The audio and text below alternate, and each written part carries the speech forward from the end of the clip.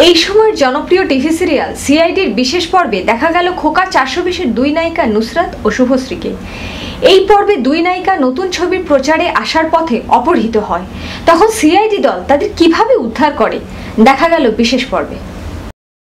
Firework প্রোডাকশনের প্রযোজনায় পরিচালক গোপাল চক্রবর্তী এই অভিনব চিন্তাকে পর্দায় রূপ দিয়েছেন দর্শকের মনোরঞ্জনের জন্য এবং সিরিয়ালের টিআরপি বাড়াতে। দুই নায়িকাই এই প্রথম ছোট পর্দায় অংশ নিয়ে দারুণ খুশি। ছোট পর্দায় কখনো কাজ করিনি এর আগে, তো আমি খুব এক্সাইটেড ছিলাম, বাট অনেক কিছু শিখলাম ছোট পর্দায় কাজ করে। এবং ছবিটা যখন দেখবেন ওই এপিসোডটা, তখন দর্শকরা বুঝতে পারবেন যে কীভাবে খোকা 420 সিআইডির সাথে একটা স্পেশাল এপিসোড শুট হচ্ছে খোকা 420-এর সিআইডি।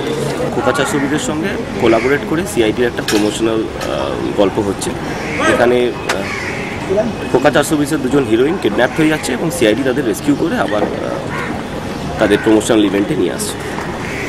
এটা একটু সাসপেন্স থাকুক, কারণ সিআইডি অলওয়েজ একটু কিছু সাসপেন্স তো থাকবেই, বাট এইটুকু বলতে পারি যে সমস্ত কিছুটাই হচ্ছে খোকা 420-এর জন্য। আমরা এখন খোকা 420-এর জন্য নিজের জীবনটাও দিতে রাজি আর কি, এরকম একটা ব্যাপার। তো সেক্ষেত্রে অনেক জায়গাতে আসছি, সিআইডি ছাড়াও মৌচাকে আমি আসছি, 8 তারিখ ডান্স বাংলা ডান্সে আমি আসছি, এবং পেপারস অ্যান্ড অল ধুম মিউজিকে তো সারাক্ষণই প্রায় আছি, এবং নিউজ চ্যানেলসে